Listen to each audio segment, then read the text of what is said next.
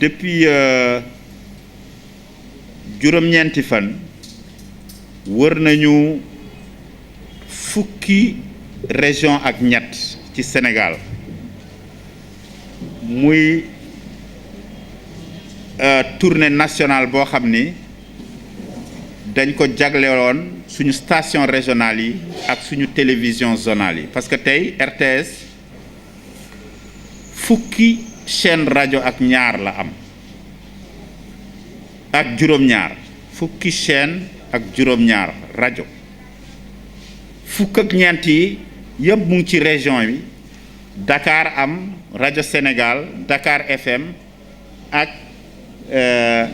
chaîne nationale donc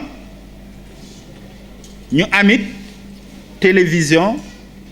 boo xam ni dafa uuf Kolda Sédhiou Ziguinchor muy RTS 3 beneen bi uuf région de Tamba ak Kédougou. alors bi ñu demee loolu lu ko waral c'est parce que État du Sénégal RTS daf ko jébbal benn projet ne état bi mbirum rajo ak télé dafa nekk di soppeeku te si ñu continuer di liggéey nii dootuñu méngoog jamono te ñëpp dinañ ñu raw parce que informatique bi mu ngi ciy dugg numérique bi maanaam dugg na ci doole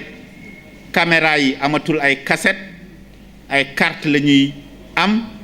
donc man ak samay collaborateur ñu tabax projet boo xam ni presque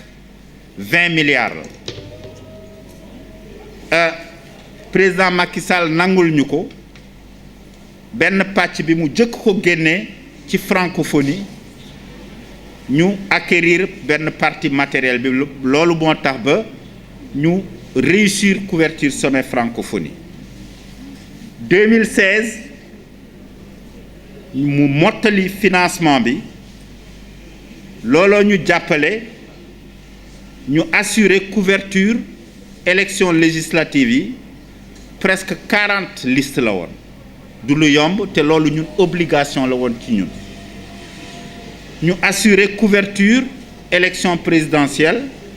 assurer aussi presque en direct tous les conseils des ministres délocalisés gis nañ ñu fépp loolu aussi jàppale ñu ubbi rajo Sédhiou ubbi rajo Kaffrine ubbi rajo Kédougou donc loolu soo ko booleeg télévision zonale bi nekk Tamba ak télévision zonale bi Ziguinchor ak boo xam ni war nañ ko ubbi ci Matam nga xam ni investissement bi foofu la dem bi ñu tukkee nag dem gis nañ nag que franchement pour l'essentiel station yëpp vraiment am nañ xar kanam bu bees te kooku liggéeykat ji fa ne ñoom ñoo ko wax te ñun wone nañ ko ci télé bi gis nañ ni it li leen doon manqué ci mobilité problème oto li leen doon manqué ci maanaam ay casque ay enregistreuse loolu yëpp ñu réglé ko ñu def aussi ay investissement yu takku ci émetteur pour que ñu mën a jottali émission yi fépp ci région yi loolu ñu kontaan si lool et liggéeykat yi aussi rafetlu ko population yi aussi rafetlu ko wante dañu remarqué ni que malgré effort yooyu centre émetteur yu am ay émetteurs yu bees ak yëpp studio yu am ay équipement yu bees rajo yi doo leen dégg partout dafay am ay zone de silence ni ko ingénieurs yi di woowe foofu nag lenn li ñun ñoo matalewul mbirum satellite mbirum nu ñuy jokkalee station yi ak centre émetteur yi mais leneen li ci gën a bari problème internet la Sénégal tour bii ñu daf ñu won ni soo taalee sa téléphone internet du la wuyu tout le temps réseau doo ko am tout le temps te loolu dina metti trop su fekkee TNT bi maanaam télévision numérique terrestre nga xam ni lu ci bari ci fibre optique lay jaar excusez-moi loolu suñ ko matalewul dina am problème parce que TNT incha allah bi nar a ñëw dafa wéer performance am yépp ci côté n'est-ce pas fibre optique heureusement que ADIE am na fi mu ngi def liggéey bu rafet mais ARTP ci suñu xalaat war na gën a taxaw parce que rôle am mooy saytu loolu la qualité de service mais ñun jooytu nañu ko lool parce que dafa nekk di gàllankoor suñu liggéey incha allah loolu message boo xam ni dinañ ko jottal autorités yi parce que tey internet mooy base u liggéey di ngeen gis sax presque dootul amati yenn satellite yu ngand yi dootul amati yenn pylône yu ngand yi yëpp ñu ngi koy jaarale ci suuf télé bi di ci jaar rajo bi di ci jaar internet bi di ci jaar te loolu mënuñ ko comprendre parce que aussi suñuy demee bay def TNT c'est pour libérer fréquence yoo xam ni da nga koy jagleel normalement ay bande passante pour que ñu gën a mën a am internet alors leneen li dañu seetlu ni aussi que ci suñu station régionale yi am na doxalin bu ñu teg te loolu yàgg na loolu daf leen tënk te nu mu leen tënkee day gàllankoor également seen ay performance ñu décider ni ñun ak ñoom dinañ toog incha allah xalaataat nan ban type de gouvernance nan lañ leen di yore wala sax nan la ñuy yoree ñoom seen bopp gën a am autonomie comme bi ñuy am ak bi leen di niveau central bi di yokkal nan lañ ciy mën a fayee seeni agent nan lañ ciy mën a jëndee carburant parce que imagine que même groupe électrogène bu station Mbacké wala Diourbel su amul carburant Dakar nga war a woo pour mu jox la carburant kooku amul sens ce groupe électrogène su paane amoo droit jël prestataire de service il faut que nga woo Dakar pour que nit ñi ñëw dépanner la donc alors que station yi ñu ci bari ñu ngi produire ay recettes publicitaires am nañu ay caisse d'avance loo xam ni war nañ ci gën a taxaw pour mu gën a régulier mais aussi yokk caisse d'avance yi pour nga wut agent buy bale il faut nga def appel d'offre national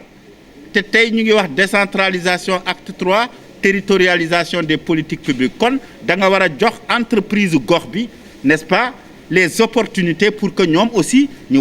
mën a jàppale nguur gi mën a également consommer ci l'argent public mais su fekkee lépp dañ ko centraliser dafay vraiment handicaper performance su rajo yi ak télé yi kooku aussi incha allahu rabbi dinañ ci taxaw bu baax a baax ñu gis ni aussi que fu ñu dem ñi nekk caché dañuy jooytu def naa fi ñaar fukki at bi ma nekkee fii avant may am jëkkër ba léegi am naa doom boo xam ni sax peut-être et cetera bon loolu ñun mun nañu wax ni suñu faute la parce que on a laissé faire parce que sa njëlbeen comme Sorano la woon rek da ngay ñëw nga woy def sa prestation ñu fay la nga dem rajo ak télé aussi noonu la doon doxe da ngay am feneen fooy liggéey ñu jox la 2 heures pour nga animer benn émission parfois dimanche la parfois samedi nga nekk enseignant wala nga nekk infirmier am wala nga bëgg musique dégg nga ñu jox la ay tranche weer bi su deewee ñu neexal la tuuti jox la ndàmpaay pour que nga mën a fay sa transport mais dafa dem ba nga xam ni comme Sénégal amul woon ay école yuy former ay animateurs amul woon ay écoles yuy former vraiment des comédiens dignes de ce nom finalement rajo bi télé bi ñoom ñooy école foofu ngay jàngee métier bi ngay tout tànk wu bi ngay xale ba màgg ñu lay dénk parfois micro parfois ngay dem reportage fekkee technicien nga xam nan la ñuy manipuler nagra wala nan ngay pousser bouton ou bien nan ngay ñenn ñi avis et communiquer lañ commencé après nekk animateur et cetera donc loolu yëpp ñu ngi koy saytu seet ñu ci mën a jàppale pour que changer leen ba ñu mën a nekk permanent jàppale leen nag ci formation valoriser leen seen acquis loolu dinañ ko def ñeneen ñi nga xam ni ci cachet la ñu war a mën a des ngir seen âge wala heure yi ñuy consacrer rajo bi dafa néew ñooñu dañ leen ne dañu dem xayma seen contrat ñëw seet si chef de station bi comme ça ñu waxtaan ñu d'accord ci benn montant annuel nga xam ni peut-être dinañ ko fay par mois wala par 2 mois wala par 3 mois loolu su at bi jeexee su fekkee station bi gis na ni kii am na ay performance mu ngi xëcc publicité wala mu ngi xëcc ay auditeurs surtout auditeurs parce que ñun duñu rajo commercial est-ce que li muy def amal na askan bi njëriñ mu seet ndax day renouveler contrat mais loolu day tax producteurs extérieurs yi dinañu wàññeeku mais aussi ñi fay des yàlla dina leen jagleel cachet yoo xam ni vraiment dina peut-être sax parfois ëpp salaire wala mu jege ko kon loolu mooy doxalin bu bees boo xam ni bëgg nañ ko expérimenter defe naa loolu la maintenant laaj nañ ñu ci diversité culturelle maanaam aada ak cosaan nan la ñuy def ba gën ko fësal xarala yu bees yi ñu am may nañu léegi ñuy dem ak suñu oto yi fu gën a sori capitale régionale bi gis nit ñi enregistrer leen nettoyer ko parce que tey moom pour enregistrer yaa support yi bari na yemb na ba nga xam ni dinañu def comme rajo Sénégal à l'époque nga xam ni région yëpp la ñu doon enregistrer seeni ay artistes seeni ay comédiens ba nga xam ni bon ça reflétait vraiment la diversité culturelle bi am au niveau national di nga dem ci basari yi di nga dem ci bédig yi di nga dem ci pël firdu yi di nga dem ci halpulaar yi di nga dem ci wa ferlo di nga dem comme